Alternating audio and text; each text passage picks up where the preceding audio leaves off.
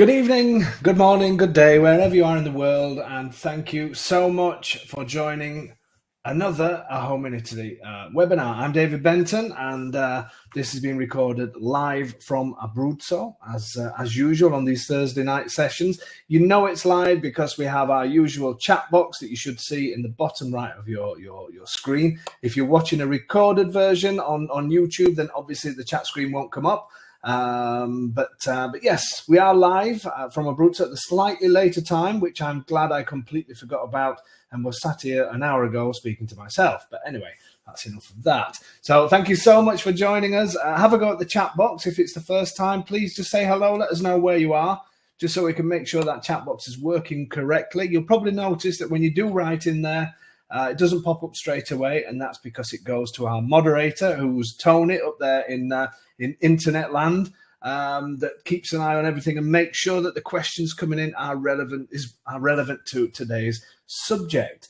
So have a go at the chat box. Please let us know where you are in the world and who it is, so we can make sure everything's working okay. If it's the first time you've joined us and you're on a mobile phone, if the chat box doesn't come up straight away, then you'll need to press the bottom left button. And then the middle button comes back to me, and the bottom right button, if I've got that the right way around, will also show you the slides and photographs, which I've got a few of those that's coming up shortly as well. And if you're watching on a tablet or iPad, then make sure it's in landscape mode, which is this way, and that way everything should come up automatically. Okay, so let's see where we have got people from today. Let's quickly just have a quick look at this. So we've gone... So we're starting in Rotterdam, so we're in Europe this time. Hi, Stacey, good to see you. Good to see you. Donna is saying, anyone having sound issues? So if anybody is having sound issues, I suggest that you log out and come back in again. By the time I've finished talking about nothing, you won't have missed anything, so don't worry. Bill's saying hello. Joanne, ciao from Philadelphia. Tony's saying hello to everybody. Denmark, we've got Denver, that's Stacey. Hi, Holly, hi from Texas. Ali from Nottingham, how are you doing? Ali, it's good to see you again. Jeremy is saying the sound is okay here, so it must be that person's sound who's now disappeared. We've got Washington, D.C. We have Staffordshire, hi, Jan and Jeff. Kathy and Mike again from Yakima, however you pronounce that, in Washington. Mark, Northern California. Amanda, hi. Alison from Minnesota in the States. Lots of people from the States tonight. Cambridge, hi, Cynthia. Hello from Texas. Chris, Bill in Virginia. Donna, all good now. That's brilliant. Ciao from Georgetown, Texas. David, buonasera. This is David from San Francisco. And buonasera to you as well. Puentes, hello from San Valentino. So I know who that person is. And a big smiley face there as well. Ed from Colorado Springs, Pittsburgh, Arizona. Hi, Chris in New York, suburb of New York City. Francis from New York. Sarah from Blowing Rock. What a great name. We do get some great names from the States. We have really boring names, I think, in the UK. Glenn and Brian in Toronto. And then we have Christina in Luxembourg, Maddie and John, hi from Palambaro. And I know that is as well. So it's great to have everybody on board, so to speak. Thank you so much for joining us. And tonight, I say this every week, but we have got a fantastic number of people registered and possibly a record number that's watching, because Lexy, should I say Alexis, or Lexy as we call it, and Craig are back to give us an update on what's happening on their big move. Or is it going to be a big move? Have they run into a few problems? I'm not going to tell you just yet. They're going to let you know everything. So I'm going to be bringing those on those two on in a few minutes, and they're going to give us an update and everything. I'm going to be talking about the elective visa residency, what they're having to do at the moment. This is going to be relevant to everybody, not just people from the States, even people from the UK. Unfortunately, after the dreaded B word, not Boris, which I know he's the dreaded B word as well at the moment, but less said about that, the better. The dreaded Brexit, everybody now has got to apply for these visas. And yes, Craig and Lexi have got first-hand current experience, and we're going to be finding out if things are going well or if things have gone a little bit sour. So you'll find that out soon. Just to let you know, next week we're back to the usual time. I don't know how I managed to do the time that I have done this completely. I made some sort of. It happens, okay. Every now and then I can make some sort of error. It doesn't happen often, but at least once every 20 years I do something wrong. And tonight was one of those. So next Thursday, back at the usual time, which is an hour earlier than this. And that's a great one next week. Please make sure you join. I will send my usual emails out to remind you. But next week, we're talking about the legal documents. So we're going to get into the nitty-gritty parts of what happens when you put your offer in, the kind of documents that we collect. And we're going to be telling you a little bit about what happens if there's debts on properties, what happens if there's multiple owners, and all this kind of thing. So these are the kind of subjects that I love, because these are the kind of subjects that people love to scaremonger, write a load of rubbish things on the internet about how things work here. I'm going to tell you exactly how it works here, and I'm going to be telling you exactly what happens when we collect these documents, and yeah, you can see firsthand what happens if there's debts, what happens if there's multiple owners, what happens if the planning permission is incorrect, all that type of thing. So it's going to be a great one that next Thursday, so make sure you join us. The Thursday after that, I've not booked that one in yet, because I'm hoping that we're going to be joined by a couple from Sweden who, during COVID, bought a property without seeing it. And, excuse me, they came for the first time. When was it? Last week, I think it was, for the first time to come and see the property. And I was absolutely terrified, thinking they may not like it. But there you go. And she's going to come on there. Hopefully both of them are going to come on and let us know how things went, and if they did like the property and how it works and all that kind of thing. Okay, so what you may notice as well is we've all of a sudden got these new emoji things coming up, and people can now raise their hand if they want to ask questions and things like that. I'll just let you know, you don't need to press the raise a hand button. I don't know why it's appeared and all of a sudden is there. You just literally type on the chat box, and Tony will then put that through to me with no problem if it's relevant to tonight's subject. The other thing what I will say, I'm just adjusting the lights, I look like the Tango Man tonight, a bit orange, but there you go. There's also an emoji button on here somewhere, and it's somewhere down at the bottom. Let me just have a quick go at this. Somebody's raising their hand now just to annoy me. Let me just send, here you go, here's a bit of love. Can you see that emoji? I don't know if everybody can see that, but there's this weird little heart that sort of, can you see that? Yeah. I'm probably pointing like this and nobody can see anything. They're probably wondering what's happening. But anyway, every now and then, click the emoji so I know that people are there. It sort of helps it. Look, we've got a thumbs up. That's great, whoever's done that. It just helps me when I'm sat here talking. It's strange. I can see, and somebody's putting their hands up again to annoy me again. But if you can every now and then click on those emojis, it helps me understand that I'm not talking to myself. I see a load of names here in front of me, but I've no idea if people are asleep or actually watching anything. So every now and then click on emoji if you find something funny, or if you want to put a thumbs up or a thumbs down or whatever it may be. And as far as the putting your hand up, wherever that is, that button, don't touch that one. That's got a big red cross on it. Okay, so now we're ready to find somebody's put a thumbs up. Now it's a bit weird though, that, isn't it? You see? Can everybody see that?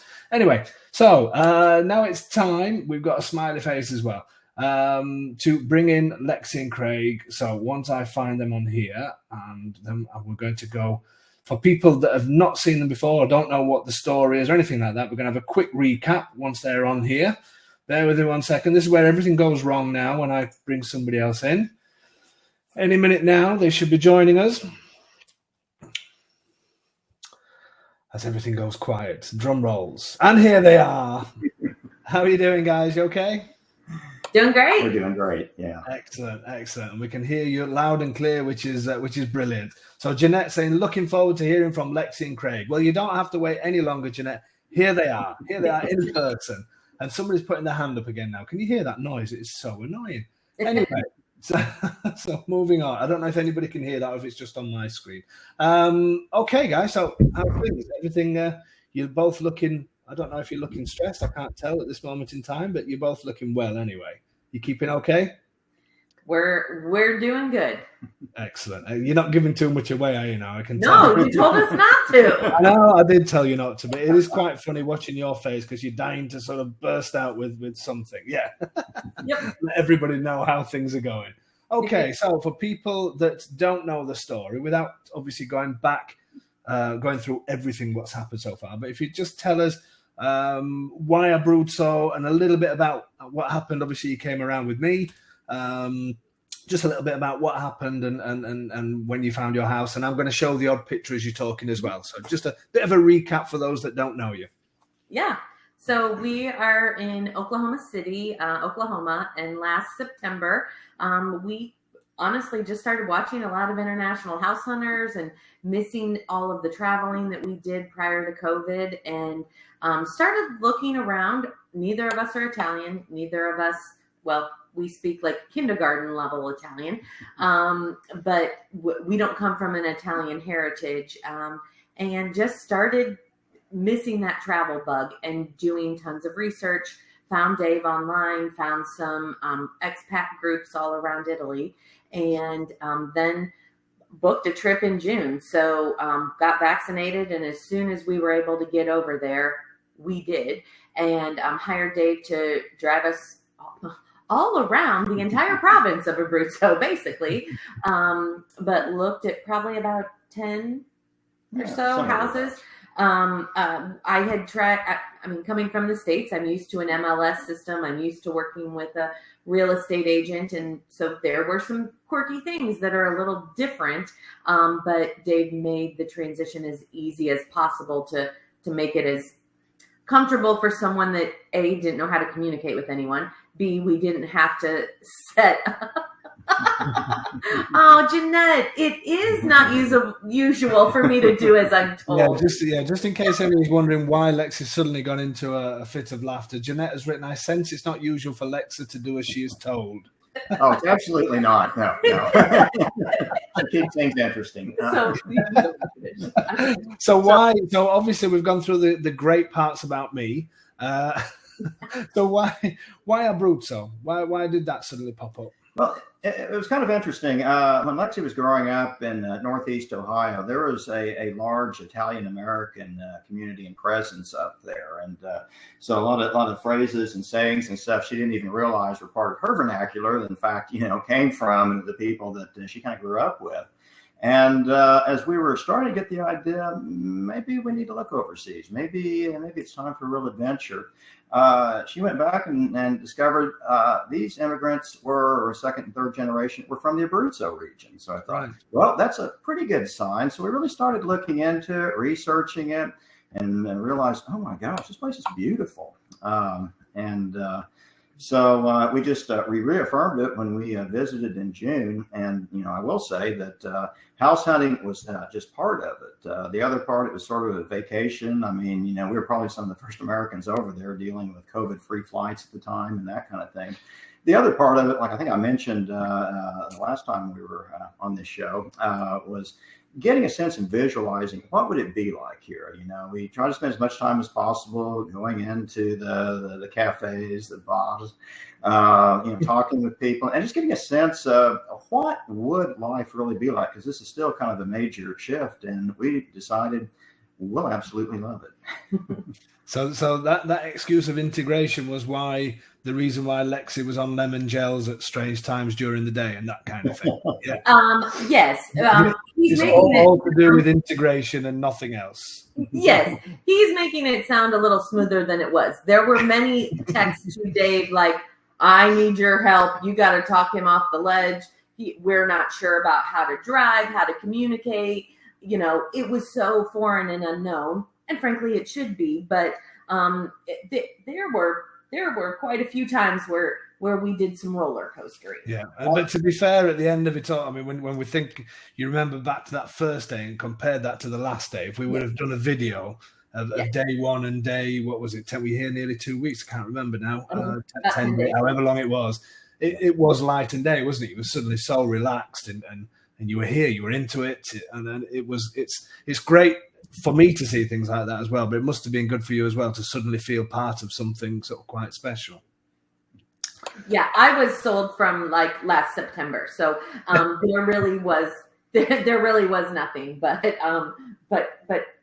Craig felt more comfortable. I was basically just cranky after our flight being delayed another 24 hours and then dealing with the toll booth. Apparently, I didn't know how to operate properly. So I do remember that. In fact, I've been with people that had a similar problem with the toll booths, and I did think about you, actually. I was going to get them to call you so you could talk them through it. But a very similar thing happened again today. So I'm going to show just a couple of pictures as we carry on talking. Obviously, we didn't see loads of houses because it did become about seeing the area as well. And I always speak about how important that is. And I know you guys found it important as well to try to stop for a while and to actually try and integrate and to see if you think you could live here.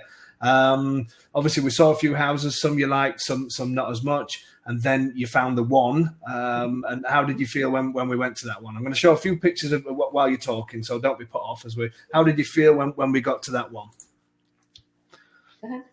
Well, as we looked at it, we kind of shifted gears dramatically. I know that a lot of times when you think about moving to a foreign country, moving to Italy, you think of, one of these 150-year-old houses or 300-year-old houses or whatever. Maybe you renovate it, maybe you don't.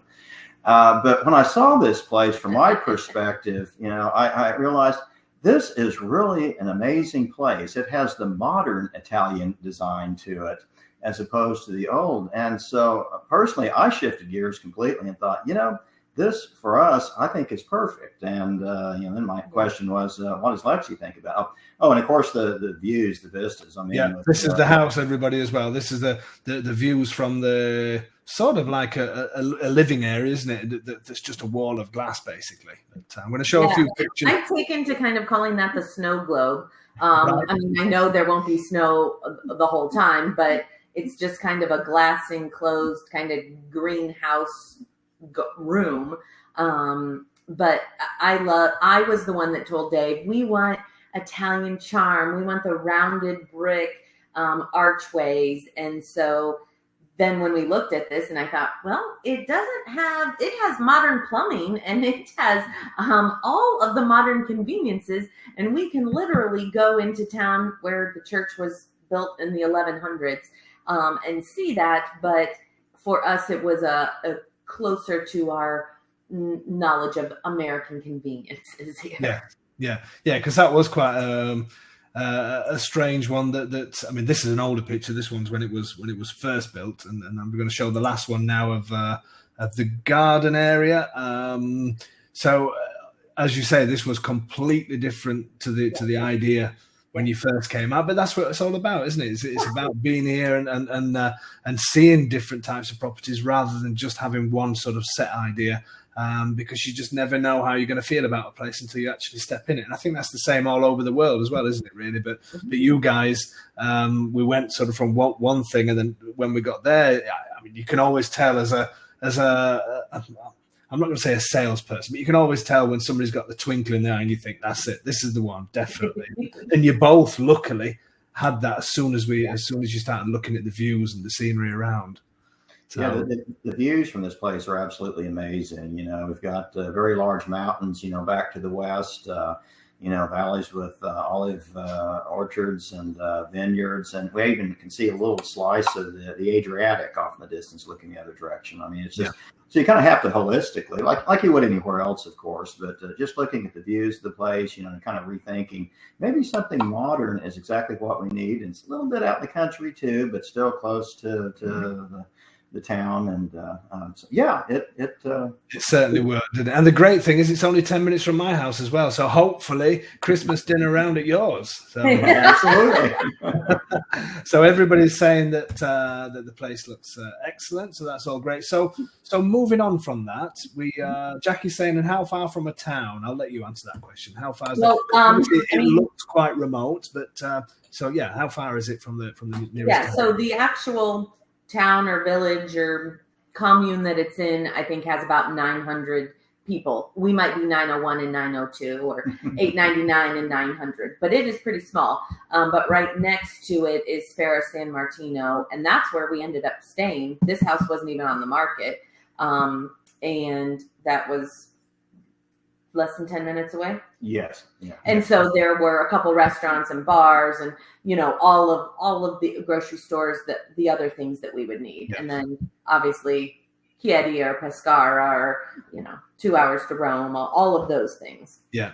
I think that's, again, I mean, that's typical of these kind of areas where every 5 minutes there's something, isn't it? There's some hilltop town or there's something to whether it's a lake or whatever it is, and that's the great thing, especially about that property where you are as well. So Jeroen is saying, is the house meant to live in permanently? Well, you'll be finding that out shortly. Jackie, if it wasn't on the market, how did you find it? It's literally just come on, Jackie. We were on today, what was it, 3 that you were here, 3 or 4? I can't remember now. And I got a phone call from somebody that, and I wasn't going to show you the property until we went to see a certain one that threw me out, if you remember, when, and then I suddenly realised then you were up for looking at other things, and luckily we did go and see that because that all worked out well. Okay, so the last picture, which I didn't mean to show, this was the time when your offer was accepted, and you sent me this by WhatsApp, which I think is a superb picture. Yes, I was still at work, and I had Craig's retired, and I had him come down, and we got in the car because it's kind of a dance. You don't want to tell your boss and your business and all of that if it's going to not go through, and this was the first step. Because for the ERV, you have to show that you have a home. And so that literally was, oh my gosh. The reality started to kick in. So moving on from that, then that's caught everybody up. So we found the house, you put the offer in, and the offer was accepted. And then, as you say, to get your elective visa or elective residency, whatever you want to call it, we had to show some sort of commitment, don't we, for your house? I mean, do you want to explain to people what you have to actually have as part of the elective, as far as that's concerned, as far as the property is concerned? Yeah, so they you are not allowed to use like a hotel or an Airbnb or a short-term rental. You either need to purchase a home and have a deed in a purchase agreement, or have at least a 1-year rental lease. And so we did talk a little about rentals. As we started to look around, everything I read said a lot of rentals are a 3-year lease, and then like a 3-year and add on another 3-year. And so we thought, if we're packing up all of our stuff and going all the way over there, that's why we went in June to go around with you and see the houses. But we thought we didn't want to get into a short-term rental with our animals and try and figure it out and then find a place.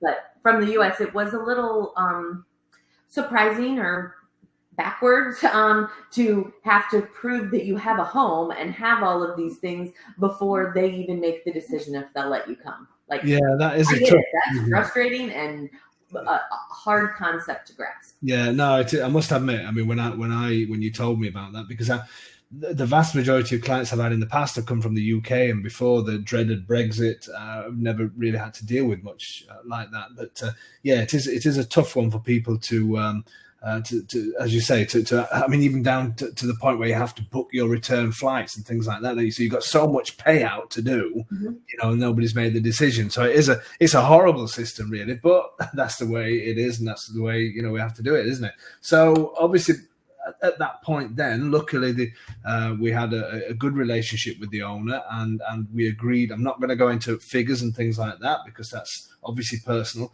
but we agreed for a lower deposit to be paid, if you like. So obviously nobody wants to lose any sort of deposit paid, but the lower we can get it just to satisfy the residency, it happened, didn't it? So we were happy on that side. What I'm interested to know, and we haven't discussed this, and I would like a straight answer, even though you're talking to me, and I can turn your camera off if you start sort of. But how did you feel? Obviously, when you flew back to the US, and I remember when we bought a property here, my wife's Italian, so things were, coming from the UK 2 hours away and all the rest of it. and you went back to the US and pretty much left everything, with me, and then you agreed to pay this deposit, which we then agreed to do through the notary's office. So obviously we gave you the details of the notary. The deposit went to the notary's office, which I think is a great system. But again, this is all coming from me to say, okay, well, this is the notary. We didn't go to the notary's office at the time because we didn't know what was happening.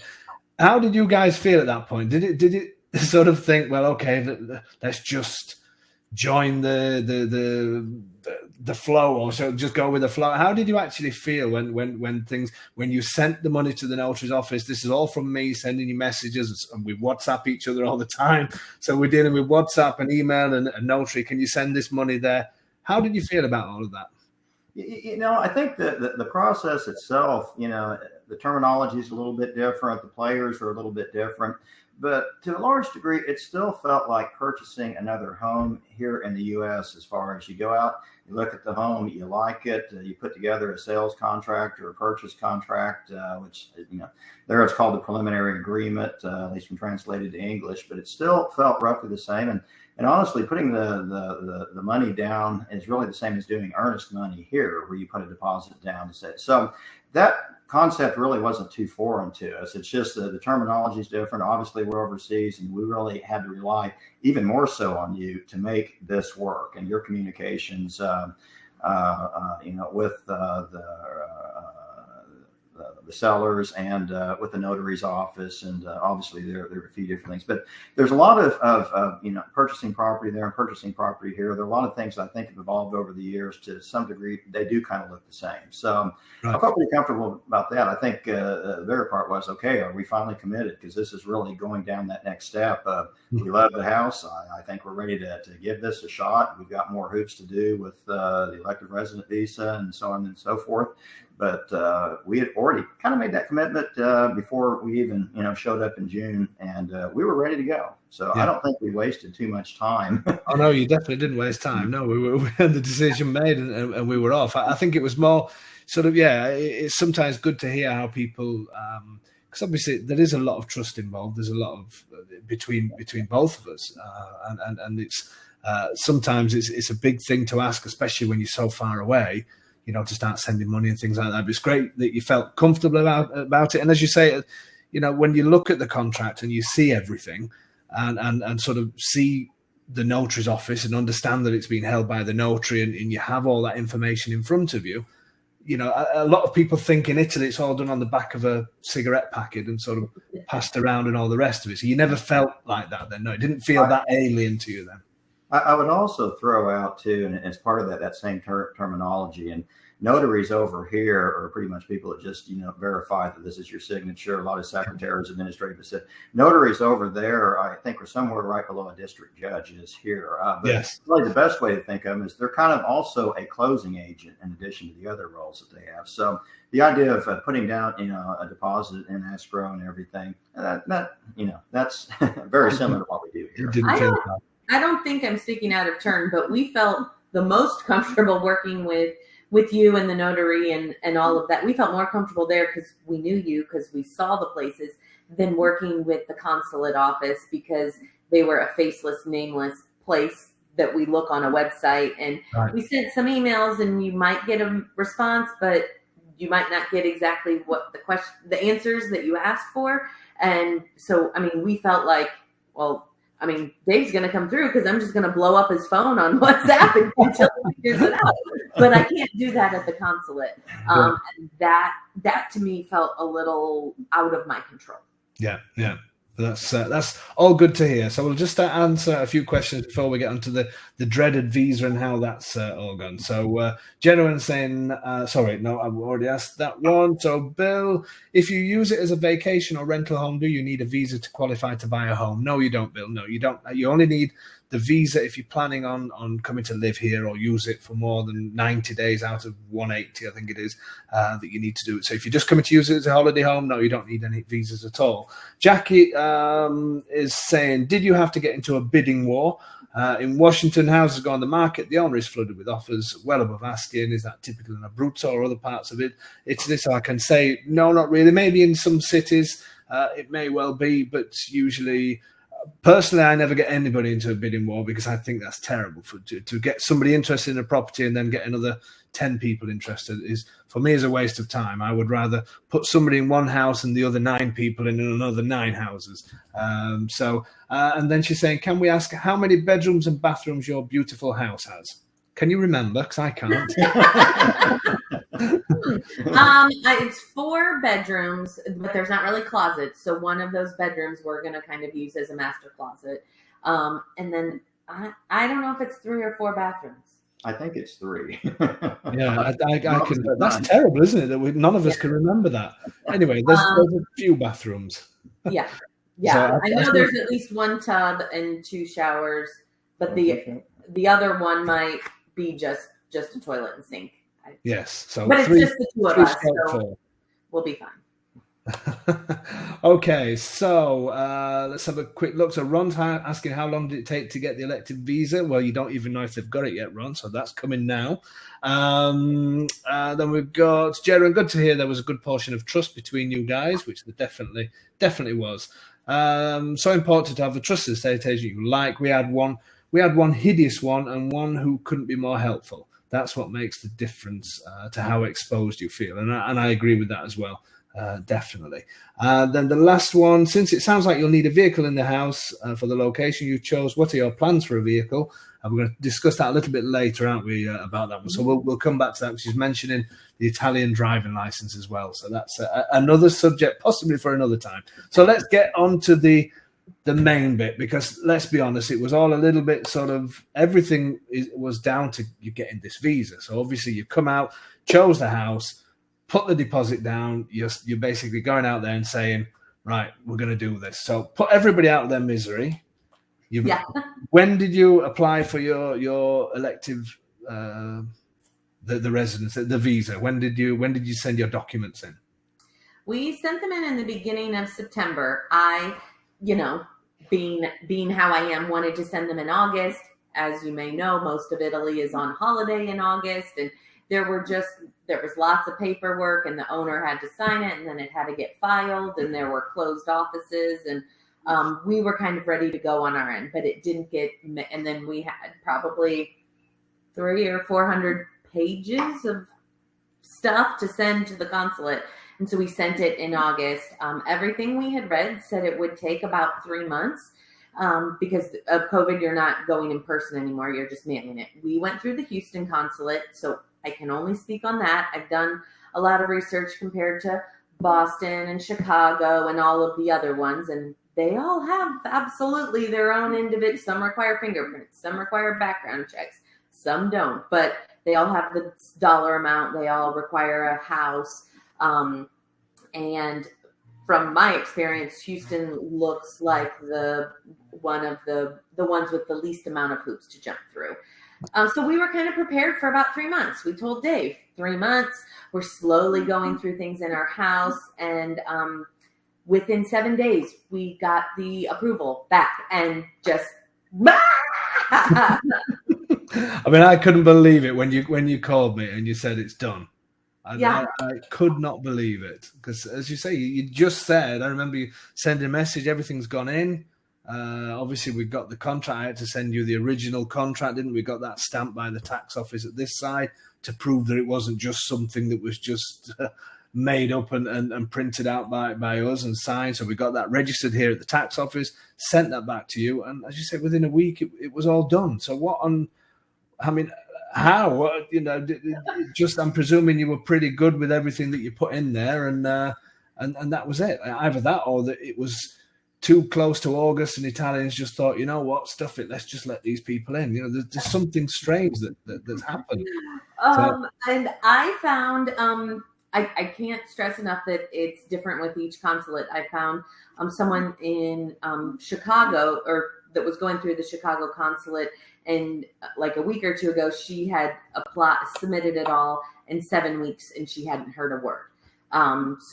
But then I found someone else online that submitted, I don't know if either of them are on this call, but she submitted out of Houston a week after us, and she got hers in less than 2 weeks. So they seem, I'm not sure if they're just having a slow time, or, Craig is an attorney by trade and is a little type A and rigid and structured. And luckily, because he wasn't, I mean, it took a while to compile it all. So if we were both working full time, it would have taken a lot longer. But I mean, we created a table of contents and kind of referenced, here's what they asked for. Here's our table of contents. You said this. We numbered this number 1 and number 2 and number 3 and number 4, and then I put Post-its on each one and individually clipped them and like made a whole pretty easy to read packet. So if we so just to let people know that's coming from that's watching from the UK, obviously over in the US every consulate is different, and in the UK I think there's a few consulates. I think there's 3 in total. There's one in London, one in Manchester, and I think there's one in Scotland, but I'm not 100% certain on that. And I'm guessing there's going to be one in Northern Ireland as well. Each one varies, but the kind of things that you've gone through, people now are going to have to do that in the UK. So it's worth checking with an Italian consulate in the UK or wherever you are to see what their requirements are. And Craig kindly sent me the checklist that Houston wanted, and I'm going to show that in a second. I'm just going to answer a few questions if we can, just before we move on. So Alison's saying, do you have a time limit to apply? Sorry, that's just flicked off. Do you have a time limit to apply for a visa after purchase? If you wait too long, are you denied? Do you know the answer of that one by any chance? You would think that I would, wouldn't you, being this so-called expert? But I don't know the answer to that one. I think Come on, Craig, bail me out. I think your only time limit is when you have a preliminary agreement or the equivalent of a purchase contract. You're going to have a certain number of days built into that to do what we would call in the U.S. the closing. So really, some of that is self-imposed. If you think it's going to take longer, then if you're going to do one of these agreements, maybe you ought to buy yourself more time. To my knowledge, there's no real time requirement as far as purchasing a house or having the house and then applying for the visa. Now, having said that, you do have other timelines built in. If your passport's going to expire less than 3 months after the end of the first year, then you got a time limit there where you need to go out and get a new passport, for instance. But I'm not aware of anything. If you were to go buy a piece of property and then sit on it and then 3 years later decide, gee, I think I'll get an elective resident visa. Yeah. I mean, I can't advise on that. Yeah, no, I mean, that does seem to make sense because obviously you bought a house, you may buy a house as a holiday home and then decide to move there later and you've satisfied the part of buying a house. So quickly whipping over another few people. Edna is saying hello. Oh, hi, Edna. I know you are now. Every time I start reading a question, it seems to disappear off my screen. As you know, I'm going through the same thing, but why so many pages? So we're going to go through that shortly. I have sent emails to a consulate in Denver and have not gotten any response. I know they're not the easiest. I've dealt with some consulates in the past, and yeah, they're certainly not the easiest to get a response. I think you just have to keep trying. I mean, did you always email them, or did you manage to call them, or when you went through Houston?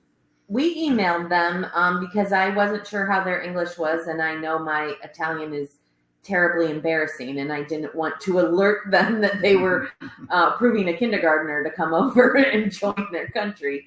But we had some particular financial things, and so we did hire an attorney in Italy, not to prepare the full document. We just hired him like on an hourly basis. That did a preliminary review of it. And then, frankly, he was on holiday in August, so he couldn't even do the final review. We just kind of crossed our fingers and dropped it in the mail. But he reached out to them. And I don't know if he did it on the phone or in Italian via email. But he got roughly the same kind of responses that we did, which answered some questions, but did not answer everything that we asked, which was frustrating. Yeah, I can imagine. So Jackie is saying, so you're saying that you could choose which consulate to use, or do you have to use the one closest to where you live? Yeah, so somewhere online, and maybe just on the Italian consulate site, you pick, I think it's split up by states. So there's I think there's less than 10 throughout the U.S. And so if you own 2 homes in the United States, I believe it is wherever is your permanent address. You have to use that one. And the regions are set, of course, by the Italian consulate and Italian government. So the consulate that's based in Houston, that's going to be Oklahoma, Texas, probably Louisiana, maybe another state. Arkansas. I'm probably, not sure. yeah. So there's no choice in that. If this is where you reside, you have one consulate you can go to. Right. Okay. I think in the UK, I think you can use any, but I don't think you're forced to go. But again, people in the north would probably head to Manchester, and obviously people in the south down to London. So Fernando is saying, I'm a citizen but never lived in Italy. Do I need to go through that process? No, you don't, Fernando, because you've got citizenship, so you can jump through many hoops very quickly. Donna is saying there is no time limit, as you can buy a home without applying for a visa, which is correct. You can decide any time to do the visa when you decide you want to live there full time. Thank you very much, Donna. Stacey, to my knowledge, there is not a consulate in Denver that is open. I think we have to use Chicago. So there you go. That's a bit of a help there from Stacey as well. Okay, so let's say we're at the point now where somebody's saying, okay, we want to move. We're going to move to Italy. Let's take it right back to basics. I'm going to show people the form that you sent me, Craig, earlier from Houston. So I'm presuming the first thing. So you say, you know what, I'm going to move to Italy so next year. Is that an email then to the consulate? You find out which consulate you should be using, an email to them to say, I want to move to Italy. Can you tell me what you need to do? Is that basically what you did, or? Some of the consulates actually had it on their websites. Houston didn't, and I feel like probably pre-COVID or post-COVID, it may be different because you had to go in person and have the appointment, and this really was just putting it in the mail. Now that saved time because we didn't have to get a flight there, but then you miss being able to, like, oh gosh, maybe I can be super nice and sweet talk them, and they'll be blown away by my charm, and you're just hoping that it looks good on paper.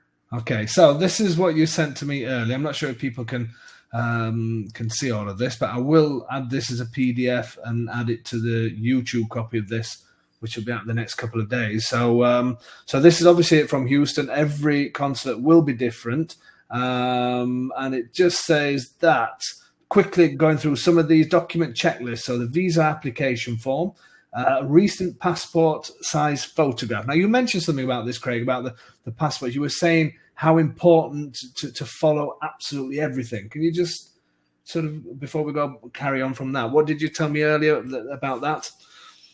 Well, from a lawyer's standpoint, whenever you have specific requirements, you follow them. If you have to, you research them. There may be reasons for why they ask for something that you're not aware of. Now, I'll use as an example. They ask for confirmation of your airline reservations. Your one-way trip to Italy. And I'm thinking, well, we're going to come over probably by plane. Why would that be important? Well, because the date that you come over is the date that they fix for the start of your visa. So, our reservations were a particular date, and that's the date where then right. At this case, 365 days starts running. Passport, the same way. U.S. passport photos are one size. Well, guess what? Passport photos, as we discovered, are actually different for each consulate. So I looked at it and said 2 by 3 centimeters, and I took our U.S. passport and I took an X-Acto knife. Not the passport, you took the photos. Well, the photos. I'm sorry. and yeah, right. Yeah, Craig is not selling passports on, by the way. Anybody? Let's just get that out. So it's really, and when the information is put out, like what you just posted there, they're pretty explicit on their instructions, and it's like, follow it. And we looked at other consulates too, and we threw some things in that didn't even appear on this list, like tax returns, for instance. Other consulates require it. I think tax returns, in addition to bank statements and other things, paint that total picture of what your financial situation and it looks like. From my standpoint, I think that's probably what drives most of this. I mean, these elective resident visas have, a certain threshold amount. Whether that works for a given consulate or not, don't know. But as you, make your statement that, okay, here's what I'm pulling in on a pension. Here's my investment income, royalty income.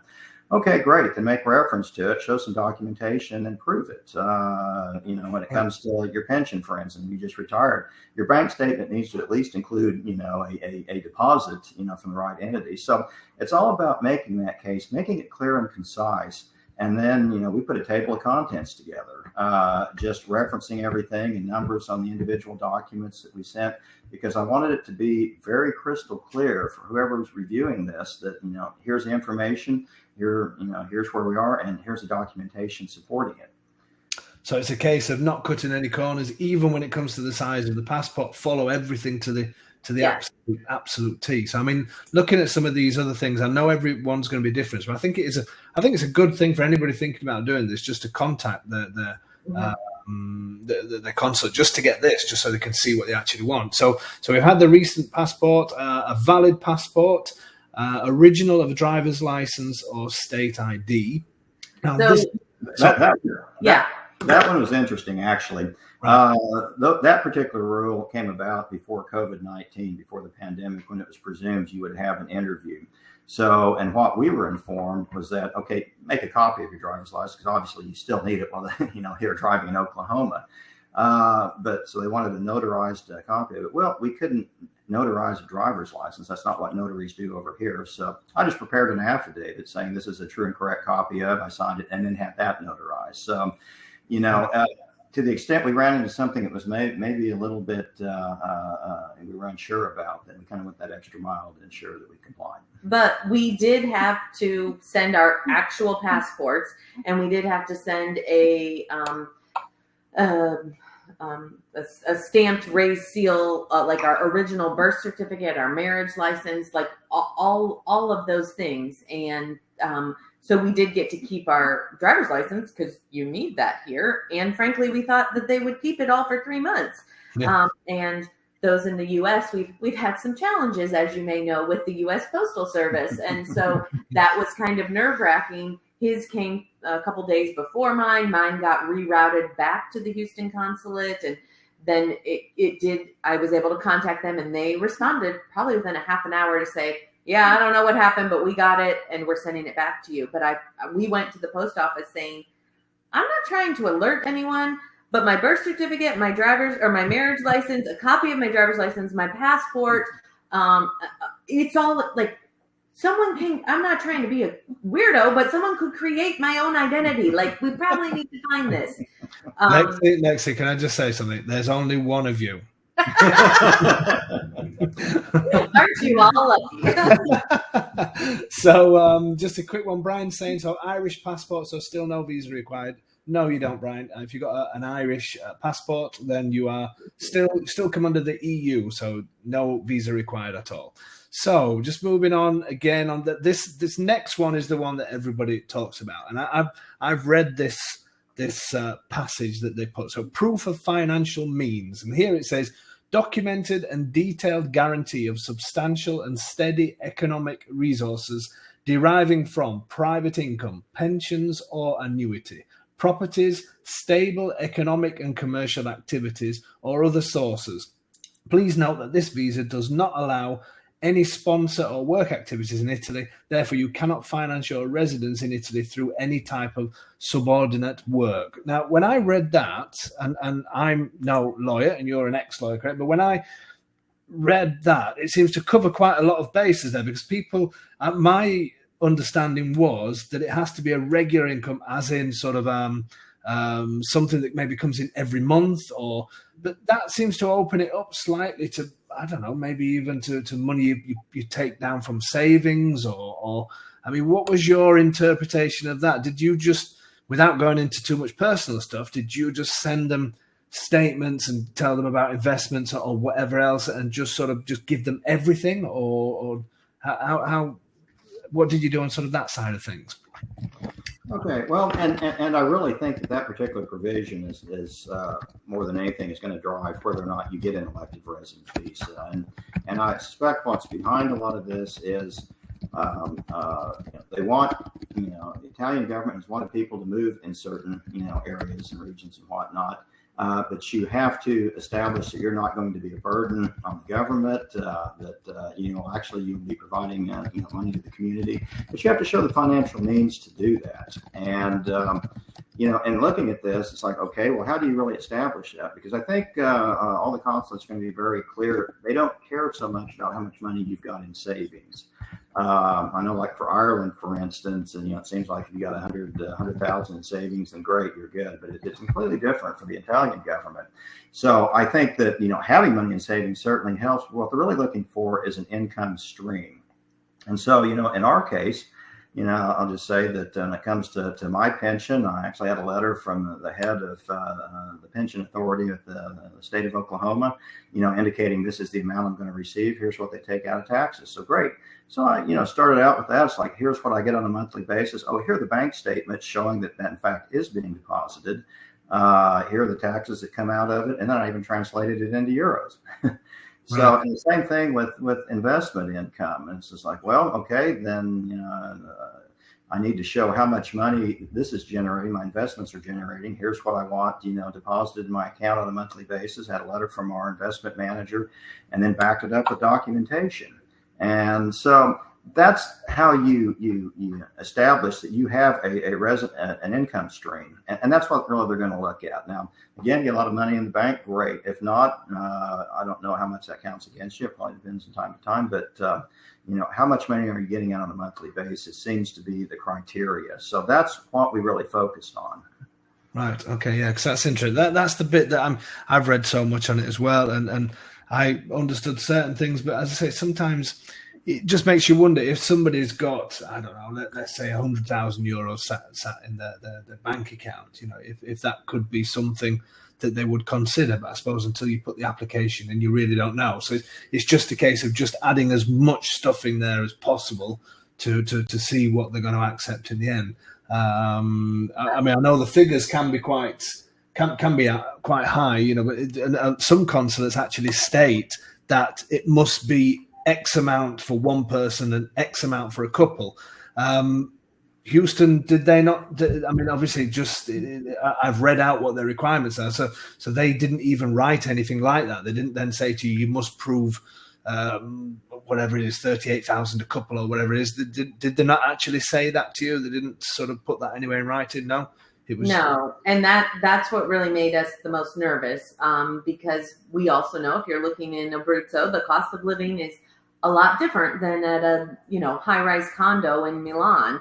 And so our attorney, I think, is from Rome, right? Mm-hmm. And so his understanding of Italian law and the cost of living, like, he was pretty insistent that we needed to do double. So the 32 and double it to 64,000. But I couldn't find that really anywhere else, but I also couldn't get the Houston consulate to answer and tell us either way. So we just did as much as we could.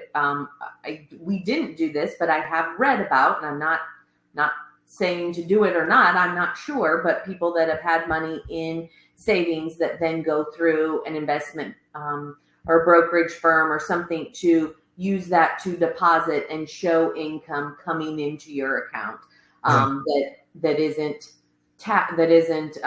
your retirement or isn't a rental property. I hate to tell you. I know. I mean, Donna's just writing here.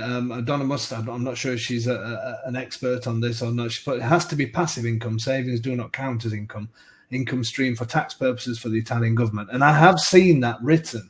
It's just going back to this again and again. I don't want anybody to take the information that any of us are giving on here that is obviously it's the consulate that made this decision, but documented and detailed guarantee of substantial and steady economic resources deriving from, and it gives you a number of things. I mean, it for me that does throw it open a little bit, and I hope possibly for others that maybe don't necessarily have the monthly income, but certainly have the investments and everything else to satisfy that. But again, you have to check with your consulate, folks, unfortunately. But that's why I think it's great for people to get in touch with their consulate just to find out what it is that these people want. And you never know, things could change over the time. Things could change from one consulate to another, and who knows.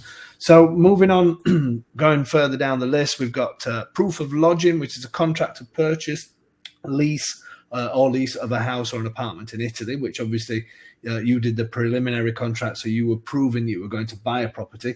And again, it's important for people to understand that once you've signed the preliminary contract, it does need to be registered at the Italian tax office, and it comes with a load of stamps. You have to pay certain things. I can't remember how much we had to pay just in stamps, but if I remember, somewhere around about the 200 and something euros. There was all different stamps added onto these pages, but it has to be correctly registered at the tax office for it to be worth anything.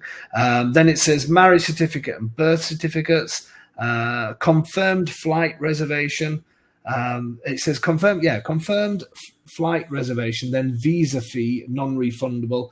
This consulate can only accept money order or cashier's checks payable to the Consulate General of Italy. And then a return envelope required in the event that applicants cannot collect the visa in person. So you basically went down that list and did everything. I know you said that you employed a lawyer in Italy, and I don't like saying this, but could you have done it yourself without any help from anybody?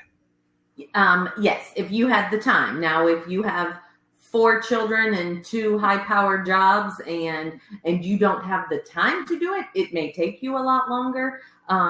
But we had some really weird specific questions that consulate paperwork didn't answer, and we didn't want to do all of this and then miss it by just a short little margin. And because of Craig's legal background, and sometimes he goes to the very worst situation and scenario, and I am all butterflies and rainbows.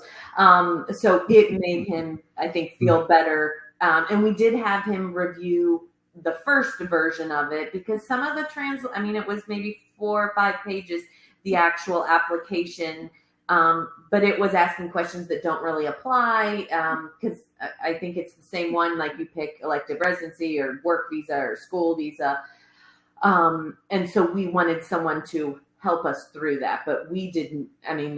We got a quote from someone that was going to charge us like 20,000 euros or something absurd to do the paperwork for us. So I would not go that route. No. So really we just paid him an hourly fee, and we had some finance questions that we had to ask anyways about wills and estates that really weren't connected to the elective residence visa, but we asked him these as well. Yeah. Excellent. Okay. I know there's a few questions in Jackie's. I'll just do a couple of, because we just want to quickly move on to another subject before I let you go. So Jackie's saying, do you think you needed to include the investment information if you already had a pension? Did you just add that in there just give them everything when it comes to the financial side? I think from my standpoint, the more the better. First of all, that is an income it's a passive income that we receive. And I thought it was important to increase our odds, because, again, the approval of the visa, especially at the different consulates, from best I can tell, is committed to some discretion here, from the consulate's office. So you increase your odds, I think, if you're showing a larger income. And the other part of it is, this is our income. They've asked for it, so here's a passive income that we're receiving. And I know that when they send things back, they do keep a copy of this record. They probably, when you do the next application, it's like, how'd you do? You don't want to, overblow what it is you're doing. It has to be reasonable. It has to be, this is what you're going to live on, and this is what I think you're going to be held to. That's just how I look at it. So I think, being forthright, being honest about it, laying things out as you need to. You're asking to be a guest in another country, and they want to know what's your financial situation look like. Yeah. And so this is the opportunity to really state that and do it in such a way that it's easy to discern. No, I think, and it's a good way to look at the way you've just said. You're asking to live in another country, so this is the information they want. This is the size of the photograph we want. Whether you agree with it or not doesn't come into it. This is what they want. Give them what they want, because I should imagine it goes first to somebody who will scan the package that you send in, and they'll look for anything they can just to be able to repackage it and say, no, we asked for this, you haven't sent this. So, it is good to make sure everything is in order and treat it like you would even if you were going to, going to a bank to see the manager to ask for a mortgage or something like that. Be precise and give them everything. So Jackie is also saying, are these income requirements still important if you pay cash for the property in Italy? It doesn't make no difference, Jackie, how you pay for your property, how you buy your property, whether it's with a mortgage or if you've got the money there. That that doesn't bear any relevance to your visa. Ali's saying, how does it work if you're planning to work in Italy but may want to buy a property before the job contract is finalized? Well, Ali, you can buy a property anyway. Whether that affects you can't work while you're applying for an elective visa residency anyway, but you can certainly buy a property with no problem at all. Emilio, if you are eligible for Italian dual citizenship, would it be worth applying for that first instead of residency visa? Yes, because then you wouldn't have to do your residency visa. So if you're lucky enough to have an Italian relation somewhere, then go down that line. Let's just have a quick look. We've got so Chris, Dave, do you have any more information concerning the ETIAS? I'm not sure what that is. I've read it's good for 3 years, no visa needed. Chris, I'm sorry, I'll have to look to see what you mean about that one, or you can email me individually. Okay, so let's move away from the residency. It's all fantastic news. You're on your way. We've booked the date. You're going to be in. All going to plan, which it will. We're signing when? Can you remember? We're signing December 3rd, but we didn't really know that when we submitted all of the paperwork. So we did purchase a flight that was refundable, but you have to attach your flight documents, and then when they do your approval, your 1 year before you need a renewal starts on that date. So you can't go earlier, but you can go later. Yeah. So we said November 3rd or November 4th. And then they approved us so quickly. And then I think the owners are still working through some particulars of getting out of the house and getting ready. So Dave said, so you can come over November 3rd, but you're not going to be able to get into the house till December 3rd. To be fair, I said you could sleep in the car on my drive. So your car, yes, you did offer us to sleep in your car. Just so people don't think that I'm inconsiderate in any way. Correct. With our two animals, and so we thought if we're going to be nomads, at least we speak the language here. And so in the meantime, we're also selling our house here. We could have used it as an income property, but we didn't want to try and manage that from here. But that's definitely an option. But as someone had alluded to, the market is hot, and we had the photos taken, had it listed. The second person that saw it that next day gave us a full price offer. We were under contract the next day. That was also the same week that our visas arrived. And then I put in my notice at work and all of those things. So it's been pretty whirlwind, but we have to be out of our house here in Oklahoma on the 11th of November, and we can't get into. So we're going to try and figure out what we're doing, staying with a friend, or I don't know. I'm planning a quick getaway trip to New York because I miss Broadway. And I said, good, we got 3 more weeks. We don't have a house. Let's go see shows. I want to see you in Broadway with your 2 cats. We're going to go see cats. No, we are not.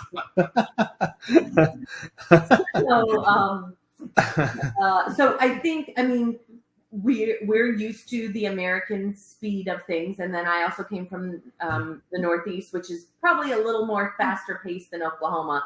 And so there have been plenty of times where I, said, and he said, Lexy, you do not, like, part of the charm of Italy was taking the stress level down, was enjoying, smelling the roses, enjoying the experiences.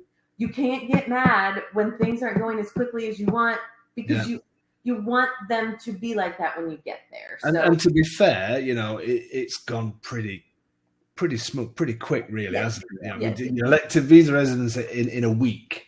That's fantastic. I know you're desperate to come out, and obviously you want to be here and everything else, don't you? But I think up to now, touching wood, everything is going at great pace. You'll be here before you know it. So that's the best thing. So we've just got to sort out that 11th of November to the 3rd of December part. But as I say, my offer is still open. So Jackie is saying, is your contract to purchase the house contingent upon getting the visa? What if you purchase the house to live in and then are denied for the visa? Unfortunately, Jackie, that is the ridiculous system. But we could try and try and minimize the potential loss. Hopefully, I think the good thing with the elective visa residents is if you know what they want. So if you know in your head, you can satisfy that. If somebody says to move to Italy, you need, for instance, €1,000 per month, and you only earn €800 per month, you're not going to get the visa. But if you own 1,000 upwards, there's a good chance you're going to get the visa. So the good thing is, if pretty much if you're going to get it to a certain extent. But unfortunately, Jackie, that is the reality of it. You've either got to have a rental contract or speak to the owners, and it depends how good a relationship we get with the owners to say, look, can we pay a smaller deposit just so we've got something that we can move along, get the paperwork going, and there are options. And we were lucky that we managed to minimize risk to a certain extent, and that's our job. That's my job to try and make that happen, because I know it is a bit of a bad system in the sense I would hate to pay the deposit and then all of a sudden you don't get the I mean, that would just be, I don't even want to say it, that would be a nightmare. Okay, so we've got just a couple more things. Jan and Jeff, how exciting. We're also looking to buy an Abruzzo. Your info on the ERV has been very useful. Thank you. Let's just have a quick look. Jeroen, can't you go 1 month on a tourist visa? Yes, you can. You can go up to 90 days. So Laura's saying, thank you for sharing your experiences, Lexy and Craig. Congratulations. Doug, can you share about moving your pets? That's going to be the next one, because Doug has 3 cats we will need to move with us. Now, you've got 2 cats. So it's sort of, that's going to be the next thing. You've started doing things. We'll not give people too much information, but you've started looking into everything. Can you give us just a brief thing of what you need for the cats? Yeah, do your research now. They will need an international microchip. So if you're in the US and you just have a regular microchip, it probably isn't the international one, but maybe it is. Ours did not. And then they need a rabies shot that is administered after the microchip. So ours had a rabies shot last year, but that is almost voided once they put the microchip in. So we needed a new one. And then they have to, is it 21 days or 30 days after the rabies shot to make sure it took, for lack of a better word, that you can leave. So you, with the animals. So you can't wait until like the last 2 weeks, and only certain vets do the international microchip. And then you also need a certificate of health that's within 10 days of the flight. So some of those you can't do until right before, but if you're kind of, the thing that I've learned is it's going to feel everything like it's going to go really, really, really, really slow, and then really, really, really, really fast. So while you have time now, get the microchip done, go through your closet, take loads to Goodwill, paint your walls in your house, like whatever you can do while Italy figures out all the paperwork and the stamps and all the approvals. Do those things, because once you get it, you're not going to have any time. And just a couple of things I would say too. When it comes to it's called a 15-digit ISO chip that has to be implanted. You can actually get the rabies shot that same day the chip is implanted. It's just that the rabies shot can't happen before, or you've wasted your time and money. You have to get another one. And you do have the 21-day requirement. And then there's the health certificate. And this is another one of those, on your calendar, be sure to count to 10 days, 9 days back, just to be safe, because the health certificate requires a vet, at least in the U.S., with a USDA approved vet that fills the certificate out. Then that veterinarian has to run it up to the local medical officer. They call them an APHIS officer, which I don't even remember what the acronym's for, who then has to approve it and then send it back. And that's literally, you got to have that in your carry-on luggage. And speaking of carry-on luggage, that's that's how the cat situation is going to work. Is basically when we come over, we're going to have probably 4 suitcases. 2 cats as carry on, and then whatever she can cram in her purse, because we have a specific size. Forgive me for being ignorant on this. So 2 carry on cats. So literally, they come in the cabin with you, or yeah. I mean, I think you can put them under cargo, but Craig loves his cats almost as much as he loves his wife. So those cats are not going in cargo. But it is pressurized cargo, and people have done that. But they're also small cats. One's 6 pounds and one's 8 pounds. But you also have to be we did all this research, and he found this like Cadillac of cat carriers that was gorgeous. I mean, like I went, that's twice the price of my suitcase, and we're putting the cat in that. And we got 2 of them based on what we read online going through one of the airlines. Well, then we also read, and so we bought them. Everything's good. We've read amazing reviews from KLM, the Dutch airline, and they use Delta in America. Well, their measurements for carry-ons are significantly smaller than these fancy limousine cat carriers that we have. So now we're in the process. So don't buy the carrier until you know who your flight is going to be on, because it might not fit.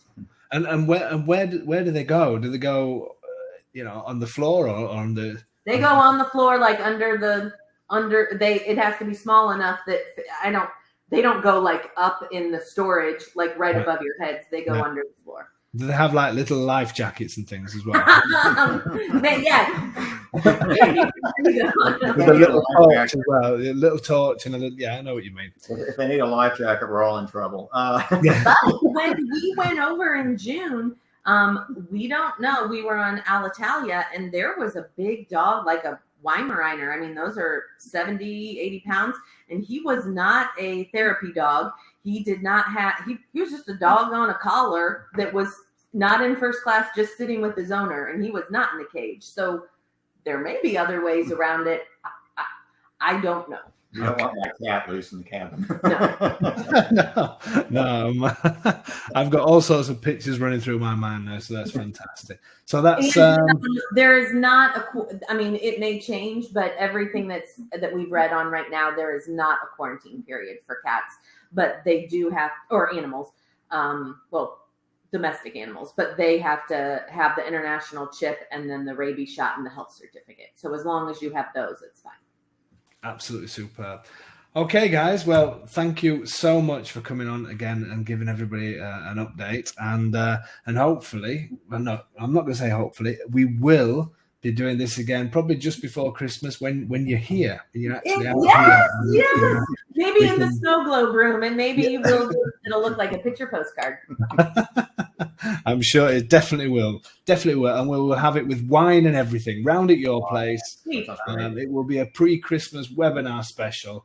Montepulciano d'Abruzzo. Exactly. And lots of it. No, it's absolutely brilliant seeing you both again. I'm so happy that everything's going as it should do, and you'll be out here before you know it. So thank you so much for coming on and sharing everything. As I say, we'll have another one of these in December, which will be brilliant when we're together. And yeah, good luck with all the rest of the arrangements. And if anything exciting happens, obviously let us know. And we'll see you really soon. Everybody's saying thank you and thanks a ton, and wish you loads of happiness in Abruzzo. Thank you, guys. Very informative. Thank you so much, Lexy and Craig. Maybe we'll get to meet up with you in Abruzzo. And that was great. Thank you, guys, and good luck. So a few other people are typing as well. So thank you so much for joining us. If everybody wants to just sit still for a minute, and we'll say goodbye to Lexy and Craig. I've just got one more thing to say, and then and we'll see you soon. Sorry, you're going to say something? Yes. Craig is not on social media, so don't look for him. But I'm on Facebook. I know Dave has a love-hate relationship with Facebook, but I'm Lexy Lux, LEXYLUX. Or you can just email me, lexylux.italy@gmail.com.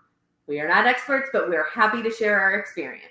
That's fantastic. Or if you're over there, we're happy to have some wine and just laugh. Yeah, no, we're going to have a bigger home in Italy party. So everybody that's on here tonight, all welcome round to Lexy and Craig. I'll send we can't see you all at once. I'll send the email invites out and we'll go from there. There's going to be a Rosticini madness out here in Abruzzo. Yeah. Okay, guys, absolutely brilliant to see you. Thank you so much again, and we'll see you soon. I'll be in touch soon. Bye. Okay, everybody. Well, thank you so much for sticking with us. We've not gone too far over, only 15 minutes over. So I hope you enjoyed that one. It's great news for them. I'm so happy for them both. I really am, and thank you to all of you giving the good wishes as well. So excellent. Okay, so thank you so much again for joining us. And remember, next Thursday we're talking about legal documents, Going to be a great one as well. Obviously, not as exciting as this one, but we're going to get through some of the boring stuff, and we'll tell you how things really work over here to again give you that confidence to think about coming out here. So remember to get in touch. If you're coming out to view properties, I'm more than happy. That's what I'm here for, to take you around and let's see some houses together. And if there's any other services that you think I can help you with, please get in touch. Or if you just want to have a chat and see how we can work together, that's great as well. Just email me at info@homeinaitaly.com, and we can set up a time to talk and let's get a plan and get you guys out here and find your houses as well. Okay, so stay safe, everybody. Thank you so much. Fred saying, bring on the Montepulciano. Yes, I could just actually no, I can't drink until I think I told you guys 30 days off the alcohol, finishes on Sunday. So yeah, I'm looking forward to Sunday.